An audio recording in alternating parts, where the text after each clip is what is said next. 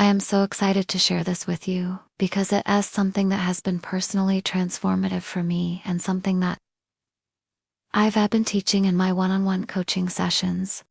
In previous episodes of Emotion Unlocked, we talked about what emotions are and the different types of emotions. And now we're rediving into a very practical tool that can help you become more aware of your emotions. I call it your emotional journal, or some people might call it a mood tracker. It's a very simple tracking system. So let's say we're checking in with ourselves. We notice that we're feeling angry or frustrated or irritated. Maybe it's traffic, maybe it's a coworker, maybe it's the weather. You get to choose what you want to track. Some people like to track their mood every single day. Other people only track it when they feel like they're really off their game. It's really up to you. There's no right way to do this. Once you've got your list of emotions, then you're going to put the date next to it. Now, why is this important? Because emotions are just the tip of the iceberg. They're the part that's above the water. And below the water, there are all these thoughts that are feeding those emotions.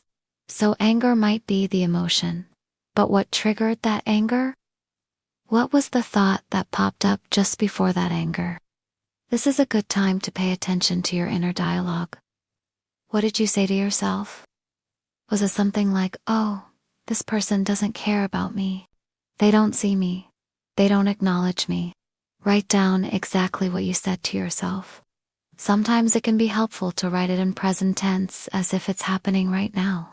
So you might write, they don't care about me. They don't see me. They don't acknowledge me.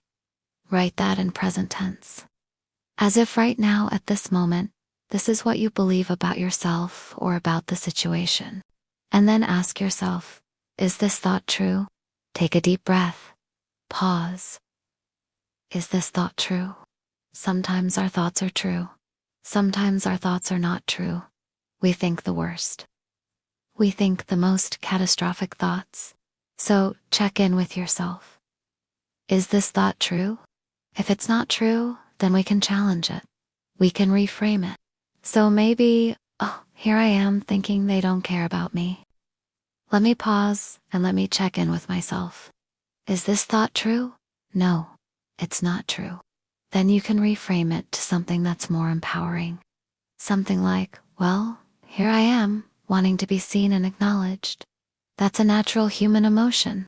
I want to be seen. I want to be acknowledged. I deserve to be seen. I deserve to be acknowledged. How can I best get that need met? So instead of just staying stuck in that thought, which will keep you stuck in that emotion, you get to challenge it. And as you keep doing this over and over again, as you keep filling out your emotional journal, you'll start to see patterns emerge.